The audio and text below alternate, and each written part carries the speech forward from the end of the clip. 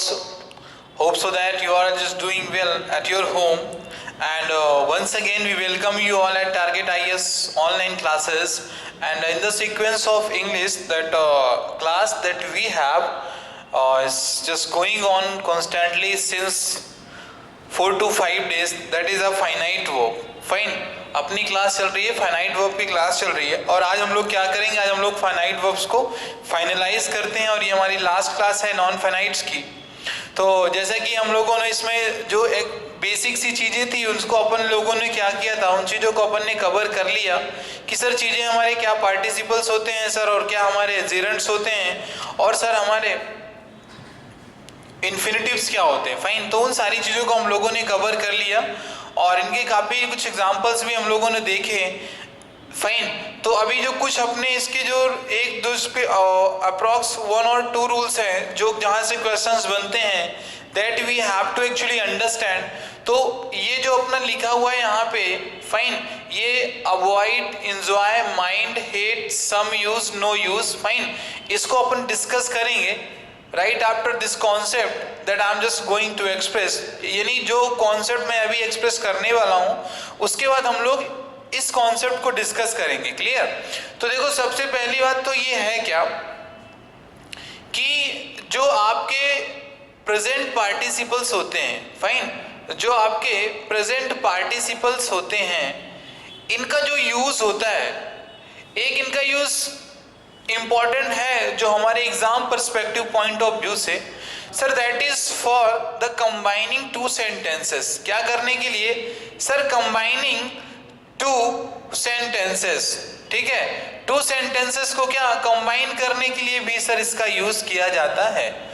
तो अब उन चीजों को अपन देखेंगे कैसे सर, कैसे इसको कंबाइन करते हैं। फाइन, जैसा कि मैं आपके सब पास इसको आपके फ्रंट में इसको लिखूंगा सो that you just actually express और फील दैट कि यदि इस क्लास के पहले इस टाइप के सेंटेंसेस आपके पास आते थे तो क्या आप उन चीज़ों पे ध्यान देते थे या नहीं देते थे आप। फाइन, तो चलो इसको हम लोग देखते हैं।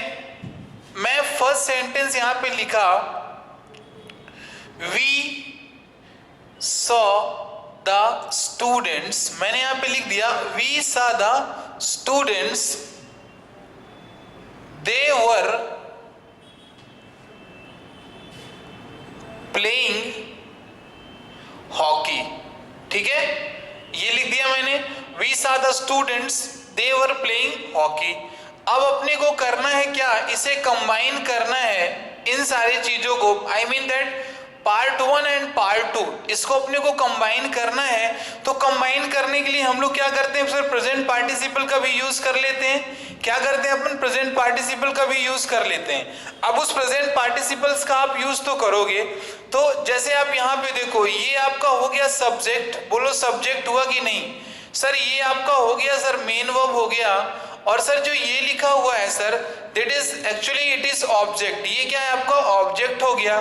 ठीक है, दूसरे पार्ट में आप देखते हो तो ये सब्जेक्ट हो गया आपका, और सर ये हेल्पिंग वर्ब हो गया, and sir here it is main verb, and ये आपका हो गया ऑब्जेक्ट हो गया।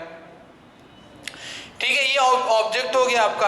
अब अपने को करना क्या है, कंबाइन करना है सेंटेंस को। तो अपन सर इसको कंबाइन कैसे कर रहे हैं? देखो, पहले जो यहाँ पे लिखा हुआ है ये द स्टूडेंट्स लिखा हुआ है। फाइन, ये द स्टूडेंट्स लिखा है और ये क्या लिखा हुआ है, दे लिखा हुआ है। यदि मैं आपसे बोलूं कि आप सेंटेंस को कंबाइन कर रहे हो तो फर्स्ट वाले का जो लास्ट में दिया गया है ऑब्जेक्ट यानी स्टूडेंट, और सेकंड वाले का सब्जेक्ट यानी दे, तो आप क्या कभी ऐसे लिख सकते हो द स्टूडेंट्स दे वर? ऐसा कभी लिख सकते हो क्या आप बताओ कि पहले लिख सकते हो, आप नहीं लिख सकते हो द स्टूडेंट्स दे वर? नहीं सर, नहीं लिख सकते। क्यों?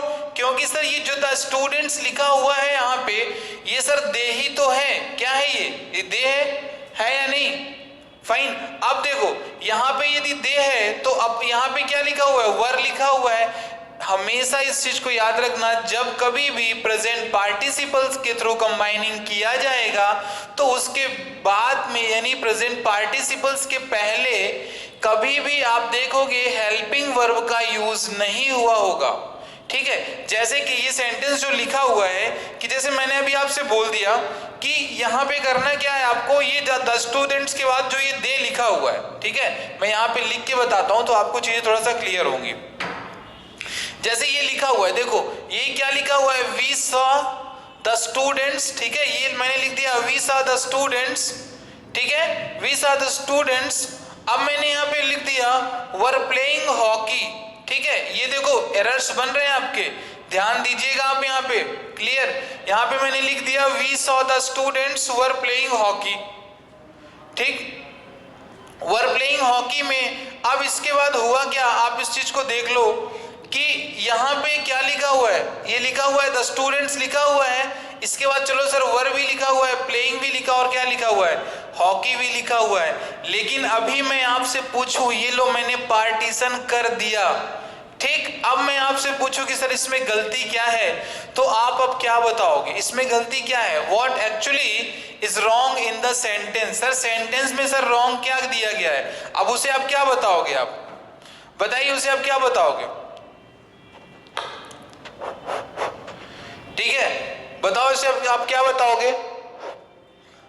यानी अभी तो देखो जनरली टेंस तो आप लोग पढ़ लिए, और टेंस के थ्रू क्या कर रहे हो आप चीजों को बताना भी चाह रहे हो, तो मैं आपको देखो ये मैंने क्या लिखा, सॉरी इसको मैं अभी और अब करूंगा सो दैट एक्चुअली मैं आपको बता दूं। पहले we saw the students they were playing hockey लिखा हुआ है, अभी देखना इसे अपन क्या कंबाइन कर रहे हैं, तो आपको ध्यान देना है कि जो चीजें आपको रिमेंबर करना है कि सर पहला वाला जो सेंटेंस होगा सर उसे तो आप एज इट इज लिख देना, लेकिन जो सेकंड होगा तो उसके सब्जेक्ट और उसकी हेल्पिंग वर्ब को आप डिलीट कर दें जब आप कंबाइन कर रहे हैं। दैट मीन्स आपको वो दो चीजों को नहीं लिखना है वहां पे, ठीक। अभी जैसे जो सेंटेंस था आपका, मैं उसका बना के बता रहा हूं कि उसका आंसर कैसे बनेगा, ठीक है। तो अभी आप देखो इसका आंसर कैसे बन रहा है, ये चीज मैंने यहाँ पे लिख दिया, ये हो गया वी सॉ द स्टूडेंट्स, ठीक है, ये मैंने लिख दिया वी सॉ द स्टूडेंट्स हो गया, we saw the students playing hockey, ये देखो ये बन गया,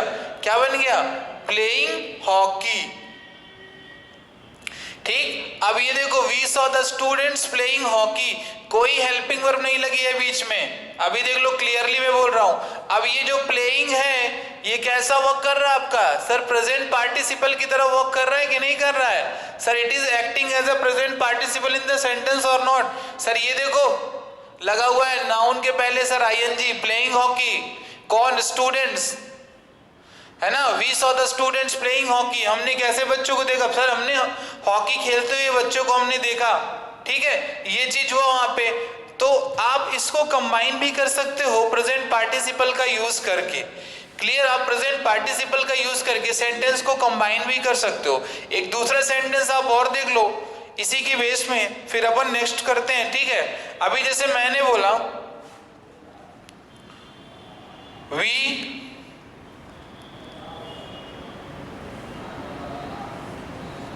we entered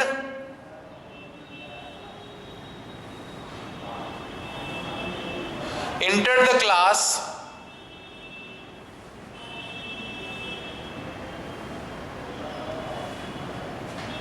नो एक्चुअली ये सेंटेंस नहीं, दूसरा सेंटेंस बना रहे हैं हम।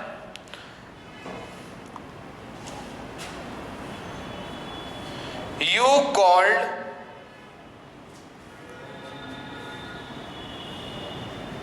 friends, you called two friends, they were dancing, ठीक है, ये क्या लिखा हुआ है, you call two friends they were dancing, ठीक। अब इसको अपन क्या करना है, सर सेंटेंस को कंबाइन कराना है, तो अपन क्या करेंगे, सीधा सिंपली स्टार्ट, यहाँ पे क्या लिखोगे आप, इधर आप लिखोगे यू कॉल्ड, ये आपने लिख दिया यू कॉल टू फ्रेंड्स, ठीक है, ये हो गया you call two friends dancing, you call two friend dancing, मतलब क्या, डांस करते हैं फ्रेंड्स को आपने बुलाया, डांस कर रहे हैं फ्रेंड को आपने बुलाया। ये देखो यहां से डिलीट हो गया, बचा क्या, डांसिंग बचा, आपने इसको लिख दिया you call two friends dancing, ठीक है। अभी दूसरा मैं बोलूं आपसे, you watched the children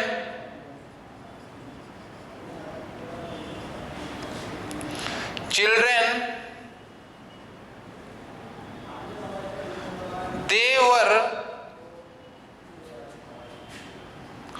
eating breakfast। ठीक है, क्या हो गया?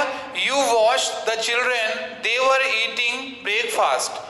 कोई दिक्कत नहीं सर, अभी सर इसका क्या बनाएंगे, तो इसका भी जो बना रहे हैं इसको आप अभी देख सकते हो, इसका अपन क्या बना रहे हैं, इसको भी कंबाइन करके देख ले रहे हैं। तो सर इसका जो कंबाइनिंग पार्ट बनेगा वो क्या बनेगा, देखो यहां से इसको मैं कर रहा हूं, ठीक है। ये क्या लिखा है, नीचे लिखा है यू वॉच्ड द चिल्ड्रेन, क्या लिखा हुआ है, ये हो गया यू वॉच्ड, ठीक है, यू वॉच्ड द चिल्ड्रेन, ठीक है, यू वॉच द चिल्ड्रेन, क्या देवर लिखोगे, नहीं सर, क्या ईटिंग ब्रेकफास्ट, ये हो गया आपका ईटिंग ब्रेक फास्ट।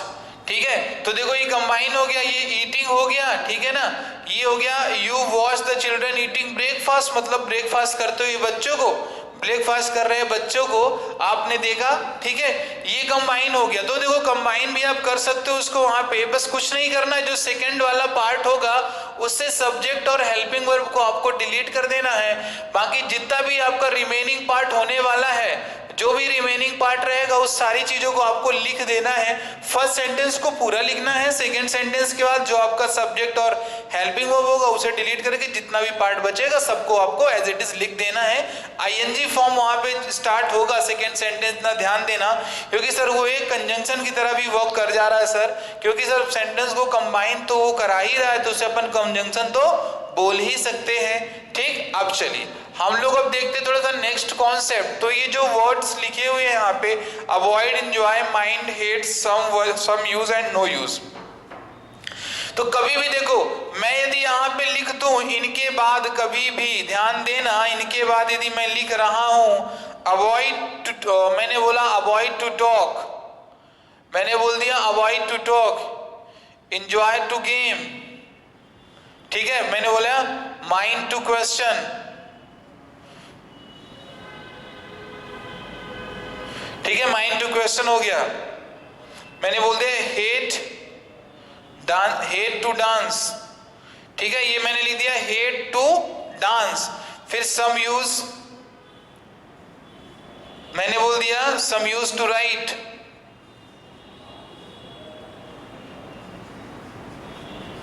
ठीक है, फिर मैंने बोल दिया नो यूज टू ईट।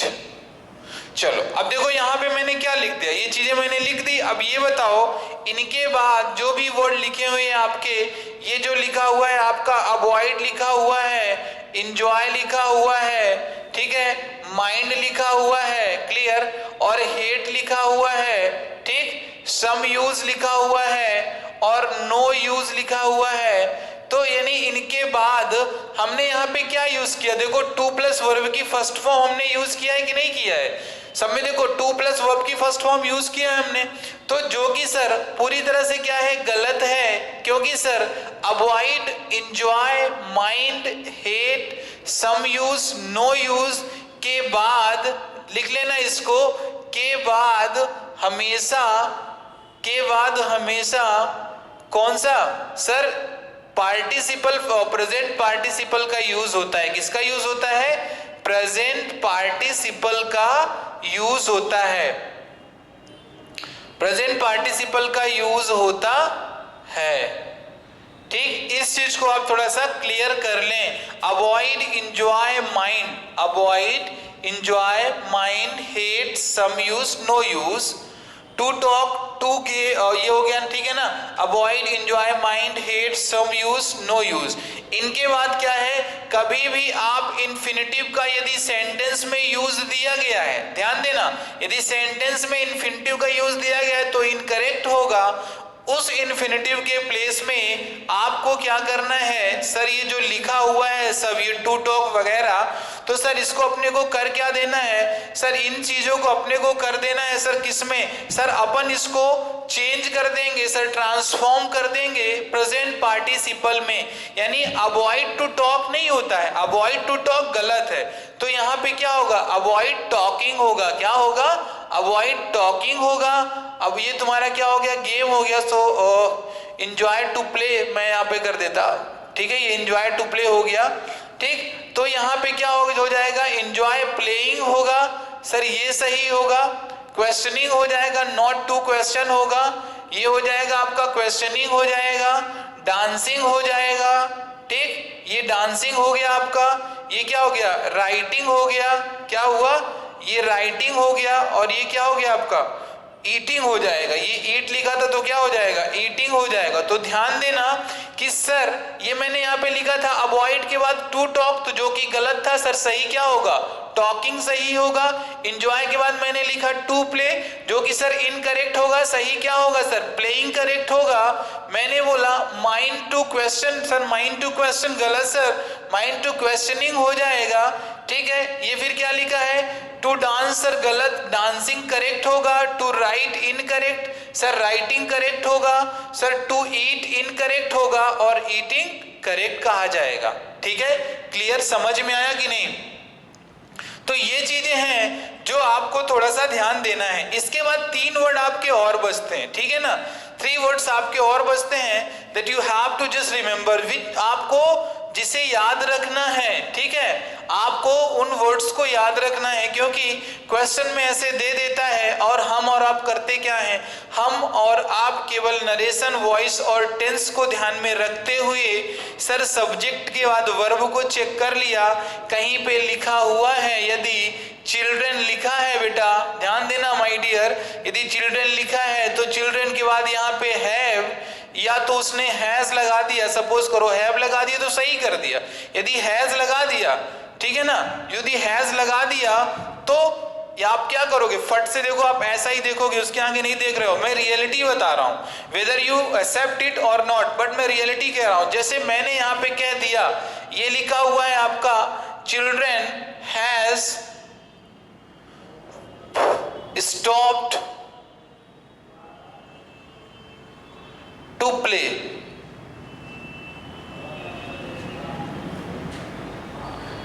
ठीक है। चलो मैं यहां पे लिख दिया चिल्ड्रन हैज अवॉइडेड, ठीक है।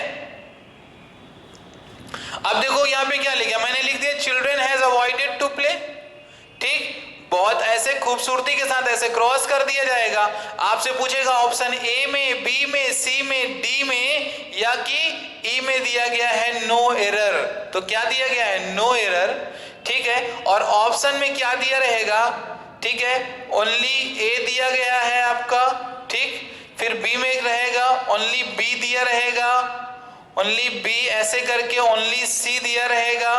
सपोज करो कि जो सी पार्ट है उसमें लिखा हुआ है only B and D, only B and D, और डी में लिख देगा आपका नो एरर लिख देगा। क्या लिख देगा, नो एरर लिख देगा। मैं 100% श्योर हूं, मैं 110% श्योर हूं कि डियर आप सभी क्या करोगे, सीधे अपनी आईज को क्लोज करते हुए आप इस बी वाले पार्ट को इनकरेक्ट कर दोगे, क्योंकि आगे आपको ध्यान ही नहीं देना है, ठीक है। क्योंकि आपने देखा सर ये हैज के बाद सर अवॉइडेड सर करेक्ट है, थर्ड फॉर्म लगा हुआ है सर चिल्ड्रन, सर ये प्लूरल वर्ब है, प्लूरल नाउन हो गया, इसके बाद सिंगुलर लगा दिया, गलत काटो यहाँ पे, सही क्या होगा, हैव होगा।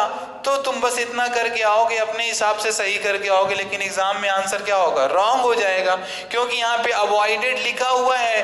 अवॉइडेड टू प्ले कभी नहीं होता है, क्या होता है, अवॉइडेड प्लेइंग हो जाएगा आपका, ये भी तो ध्यान देना पड़ेगा, ठीक है ना, अवॉइडेड प्लेइंग हो जाएगा। तो इस प्रकार की बहुत सारी चीजें होती हैं that we have to just keep in our mind, जो हमको अपने माइंड में रखना पड़ता है, ठीक है।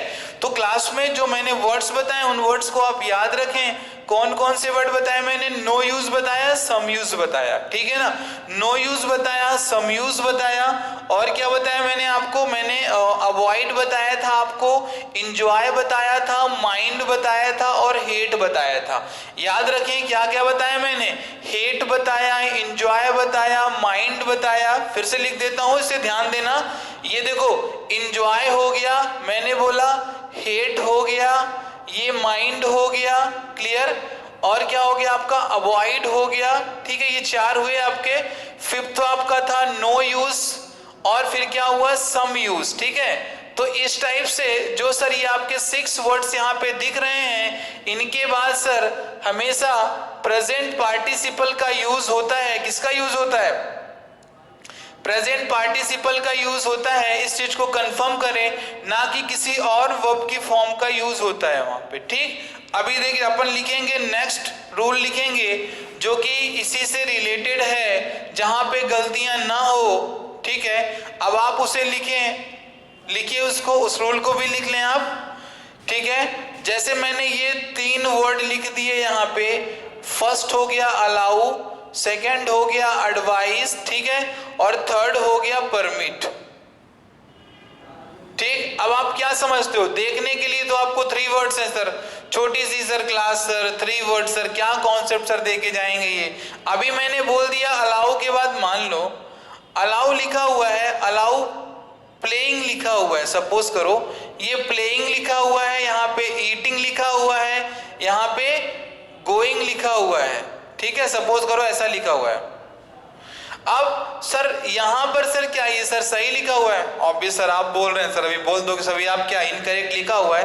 बट माय डियर थोड़ा सा ध्यान देना, ये अलाउ एडवाइस परमिट क्या दिया गया है? Allow advice permit. इनके बाद ये तो गलत ही है, 3 के तीनों गलत हैं। इनके बाद हमेशा क्या आता है सर? टू के साथ लगा हुआ वर्ब का फर्स्ट फॉर्म रहता है, जिसे हम क्या कहते हैं सर? जिसे अपन इन्फिनेटिव बोलते हैं। क्या बोलते हैं? इन्फिनेटिव बोलते हैं। तो यानी अलाउ एडवाइस परमिट के बाद क्या आएगा क्या आपका सर? 2 प्लस वर्ब की फर्स्ट फॉर्म का यूज होगा। किसका यूज होगा? 2 प्लस वर्ब की फर्स्ट फॉर्म का यूज होगा। इस चीज को आप थोड़ा सा कंफर्म रखें। क्लियर? चलो अभी देखते हैं सर कैसे वहां पे, जैसे मैंने बोला माई फादर अलाउड, मैंने बोला माई फादर अलाउड, यहां पे लिख दिया my father allowed me for playing. चलो ये लिख दिया मैंने। ठीक है, अब बताओ भैया क्या लिखा हुआ है? माई फादर, ये अलाउड, ये मी फॉर प्लेइंग। तो सर ये वाला भी सही, ये वाला भी सही, ये वाला भी सही। Sir there is a problem, यहाँ पे क्या हो जाएगा? अलाउड टू प्ले हो जाएगा। क्या हो जाएगा? अलाउड टू प्ले हो जाएगा। समझ में आया ना मैं क्या बोल रहा हूँ? देखो ये माई फादर यहाँ पे अलाउड लिखा हुआ है, मैंने अभी बोला था ना, सॉरी ये तो अलाउड वाला सही था अपने। अब हम लोगों ने यहाँ पे क्या किया था? एडवाइस, या वहां पे तुम्हारा क्या था? अलाउड ही तो था ना, सॉरी हाँ वो अलाउड ही था। फाइन, ये देखो ये अलाउड हो गया। ठीक, my father allowed me for playing. Clear? इस चीज को देखो, my father allowed me for playing हो गया। ठीक है, क्लियर? इस चीज को याद रखना कि सर यहाँ पे ये लिखा हुआ है अलाउड, ठीक है, ये लिखा है अलाउड, और यहाँ पे लिखा हुआ है मी, यानी ऑब्जेक्ट में लिखा हुआ है सर ये फॉर लिखा है, और ये क्या लिखा है आपका? प्लेइंग लिखा है। तो सर बेटर क्या होगा? अलाउड के बाद मैंने आपको बोला ही था क्या कि सर टू प्ले का यूज होगा। क्या होगा? टू प्ले का यूज होगा।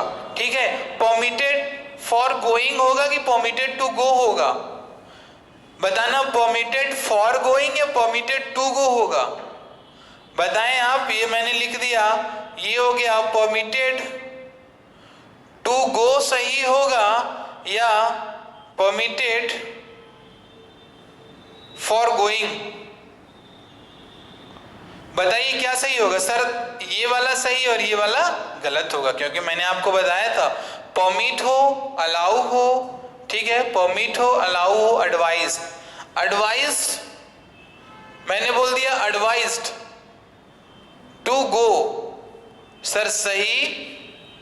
Advise to going, advise to going sir incorrect, for this is incorrect. Fine, तो इस चीज को थोड़ा सा आप ध्यान दें। परमिट हो गया, अलाउ हो गया, ठीक है, परमिट हो गया, अलाउ हो गया, एडवाइस हो गया। इनके बाद अपन क्या यूज करेंगे? इन्फिनेटिव का यूज करेंगे। क्लियर? और सर जो अपना बचा हुआ पार्ट, बाकी के जो मैंने आपको बताए थे 6 वो वर्ड्स, उनके बाद अपन क्या करेंगे सर? प्रेजेंट पार्टिसिपल का यूज करेंगे। ठीक है, तो ये चीजें आपको समझ में आ गई होंगी वहां पे। ठीक, अच्छा ये बताना, क्लास मैंने आपको बताया था कि सर वो जो जेरेंट होता है उसका तो यूज मतलब उसके पहचान आइडेंटिफिकेशंस तो बता दिए थे, आप कैसे उसको पहचान करोगे। मैंने बताया था कि जो जीरेंड होता है सर वो सब्जेक्ट के प्लेस में भी यूज हो जाता है, और सर कहाँ पे सर, ऑब्जेक्ट के प्लेस में भी यूज हो जाता है, यही बताया था मैंने। तो सब्जेक्ट वाले में तो आपने देखा था walking is good for health, आपने तो इसको देखा था walking is good for health. Sir ये आईएनजी फॉर्म लिखा हुआ है, सर ये आपका सही हो गया। लेकिन मैंने क्या आपको ऑब्जेक्ट के फॉर्म में बताया था क्या, नहीं बताया था, तो उसको भी थोड़ा सा देख लो, क्योंकि आपको सारी चीजें ये क्लियर होनी चाहिए, प्रॉब्लम नहीं आना चाहिए हमारे साइड से, ठीक है। अब जैसे मैंने बोल दिया माई ब्रदर इज डांसिंग, ये देखो अब यहाँ पे क्या सर, ये एक जीरेंड की तरह वर्क कर रहा है, किसकी तरह वर्क कर रहा है सर, एक जीरेंड की तरह वर्क कर रहा है, ठीक है, क्लियर। फिर मैंने बोल दिया योर